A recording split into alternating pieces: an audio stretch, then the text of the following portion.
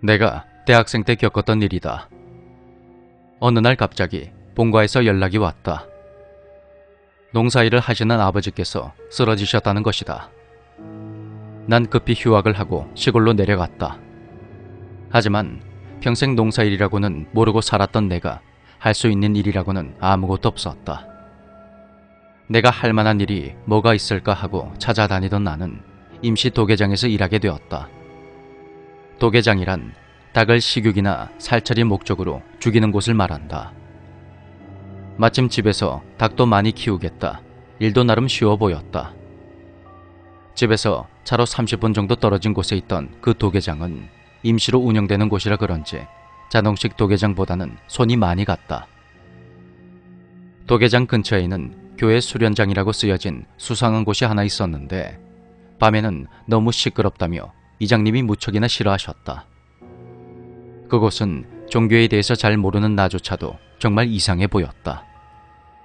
그러던 어느 날, 그날은 일이 밀려서 새벽까지 근무를 하게 되었다. 소장님은 배달 때문에 새벽 4시쯤 돌아올 것 같다 하셨다. 난 할 일을 모두 마친 후 소장님을 기다리고 있었다.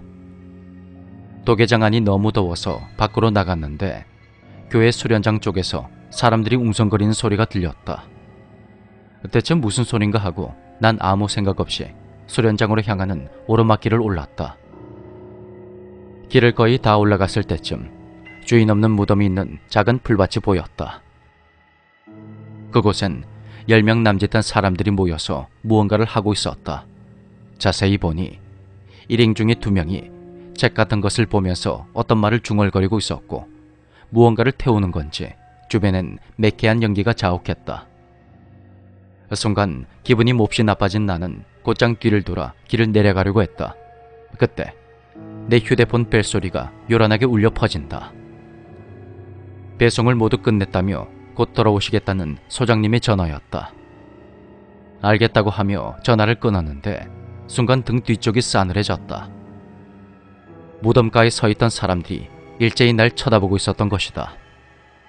나는 애써 침착한 척하며 길을 내려가기 시작했다. 그런데 뒤쪽에서 갑자기 어떤 남자의 고함 소리가 들렸다. 위험을 직감한 나는 도계장을 향해 죽을 힘을 다해 달렸다. 난 소장님께 전화를 걸어서 교회 사람들이 완전히 미쳐서 날 쫓아온다며 빨리 좀 오시라고 소리를 질렀다. 겨우 도계장에 도착한 나는 재빨리 문을 걸어 잠근 후 무거운 물건으로 문을 막았고 등을 기대어 앉았다.